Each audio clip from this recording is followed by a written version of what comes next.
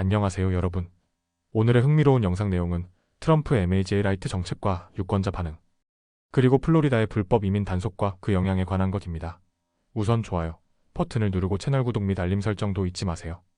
여러분의 관심과 지지가 저희에게 큰 힘이 됩니다. 첫 영상은 월스트리트 저널의 최신 여론조사를 바탕으로 트럼프 전 대통령이 내세운 정책 방향과 이에 대한 유권자들의 반응을 분석해 보겠습니다. 이번 영상에서는 기사를 요약하고 여러분이 이해하기 쉽게 설명하겠습니다. 그럼 시작할까요? 최근 월스트리트 저널 조사에 따르면 유권자들은 트럼프 전 대통령이 두 번째 임기 동안 MAGA 라이트, 즉 절제된 정책을 펼치기를 원하고 있다고 합니다. 이번 여론조사는 유권자들이 트럼프의 핵심 공약 중 일부를 지지하지만 과도한 접근 방식에는 동의하지 않는다는 점을 보여줍니다. 그렇다면 유권자들은 어떤 점에서 트럼프를 지지하고 어떤 부분에서 우려를 표하는 걸까요? 하나씩 살펴보겠습니다. 첫째, 유권자들이 원하는 변화. 먼저 약 53%의 유권자는 트럼프가 정부 운영 방식을 상당히 바꾸기를 원하고 있습니다. 하지만 여기에는 조건이 붙습니다. 예를 들어 공무원 대규모 교체. 트럼프는 수천 명의 공무원을 자신이 선택한 인물로 교체하겠다고 공약했지만 유권자의 60% 이상이 이에 반대했습니다.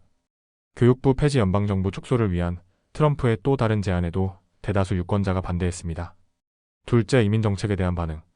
이민 문제는 트럼프의 대표적인 공약 중 하나입니다. 조사에 따르면 약 70%의 유권자는 범죄 기록이 없는 장기 거주자를 추방으로부터 보호해야 한다고 생각합니다. 반면 범죄 기록이 있는 불법 이민자에 대해서는 대다수가 추방을 지지했습니다. 트럼프는 이민 정책을 강경하게 추진하겠다고 밝혔지만 유권자들은 보다 현실적이고 제한적인 접근을 원하고 있는 것으로 보입니다. 셋째, 세금 및 경제 정책. 세금 문제는 여전히 뜨거운 이슈입니다. 트럼프는 팁과 초과 근무 수당에 대한 연방 소득세 폐지를 약속하며 긍정적인 반응을 얻었습니다. 하지만 세금 감면이 연방 부채를 늘릴 수 있다는 우려로 일부 유권자들은 이에 대해 반대 의견을 보였습니다. 특히 사회보장 혜택과 같은 중요한 프로그램에 대한 자금 보호를 우선시해야 한다는 의견이 지배적이었습니다. 약 60%의 유권자는 세금 감면보다 이런 프로그램 보호가 더 중요하다고 답했습니다. 넷째, 트럼프와 민주당의 이미지. 이번 조사는 트럼프가 첫 임기 때보다 강한 지지를 받고 있다는 점도 보여줍니다. 반면 바이든 대통령과 민주당의 평판은 큰 타격을 입었습니다. 바이든 대통령의 직무 수행 지지율은 36%로 역대 최저치를 기록했습니다. 민주당에 대한 부정적 이미지는 1990년 이후 가장 높은 수준입니다. 다섯째, 유권자들의 우려. 유권자들은 트럼프의 몇 가지 과격한 제안에 대해 우려를 표했습니다. 예를 들어 국회의사당 폭동 관련자 사면에 대해서는 57%가 반대했습니다. 또한 출생시민권 폐지와 같은 헌법 수정 제안에도 대다수가 반대했습니다. 결론적으로 이번 월스트리트 저널 여론조사는 유권자들이 트럼프의 정책 방향을 신중하게 평가하고 있다는 점을 보여줍니다. 강력한 변화를 원하지만 모든 방식을 지지하지는 않는다는 겁니다. 과연 트럼프 전 대통령이 유권자들의 기대를 충족시키는 정책을 펼칠 수 있을까요? 다음 영상은 월스트리트 저널의 기사를 바탕으로 플로리다주가 불법 이민 단속을 시행한 이후 어떤 변화가 있었는지 분석해 보겠습니다.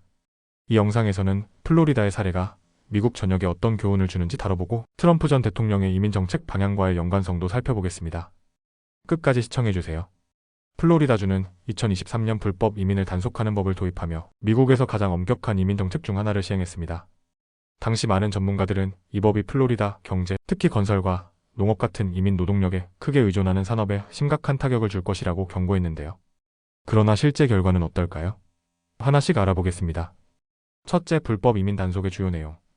이 법의 핵심 조항은 다음과 같습니다. 직원 25명 이상의 기업은 E-베러파이 시스템을 통해 모든 신입 직원의 고용 자격을 확인해야 합니다. 이를 어기면 하루 최대 $1,000의 벌금을 부과받습니다. 불법 이민자 소송과 관련된 처벌을 강화했습니다. 주외 운전면허증이 불법 이민자에게 발급된 경우 무효화하도록 했습니다. 이러한 조치로 인해 많은 이민자가 플로리다를 떠났지만 단속이 생각보다 느슨하게 이루어지면서 일부는 다시 돌아온 사례도 있었습니다. 둘째, 경제와 노동시장에 미친 영향. 플로리다의 일부 산업에서는 단속 초기 혼란이 있었으나 전반적인 경제에는 예상만큼 큰 충격이 없었습니다.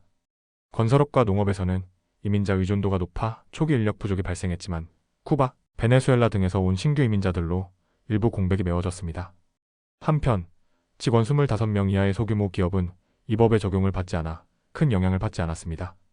예를 들어 감귤류 농장을 운영하는 네이트 제임스는 H-A 비자 프로그램을 통해 필요한 인력을 안정적으로 확보했다고 밝혔습니다. 셋째, 소규모 사업장의 보충. 일부 사업장에서는 이 법이 사업 확장에 걸림돌이 되었다는 의견도 나왔습니다.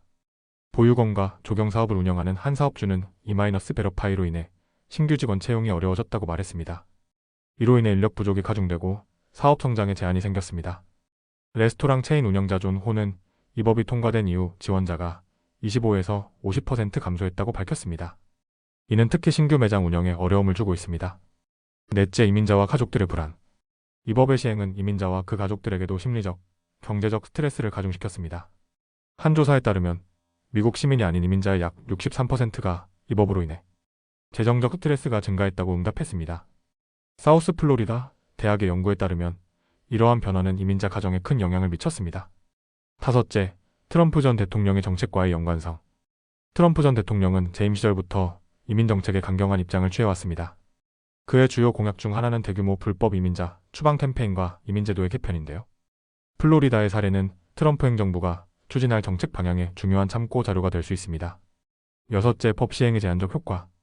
이 법이 의도했던 만큼의 강력한 효과를 발휘하지 못한 이유는 다음과 같습니다. 법안의 일부 조항이 약화되었습니다. 예를 들어 E-베러파이는 직원 25명 이상의 기업에만 적용되며 기존 직원은 제외되었습니다. 단속에 필요한 추가 자금이 투입되지 않았습니다. 결국 이러한 제한적인 시행으로 인해 예상했던 대규모 경제 혼란은 발생하지 않았습니다.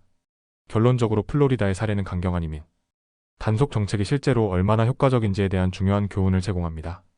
단속 초기에는 노동력 부족과 경제적 불안이 있었지만 정책의 느슨한 시행과 일부 조항의 약화로 인해 충격이 완화되었습니다. 오늘은 여기까지입니다. 다음 영상에서 더 유익하고 흥미로운 내용으로 찾아뵙겠습니다.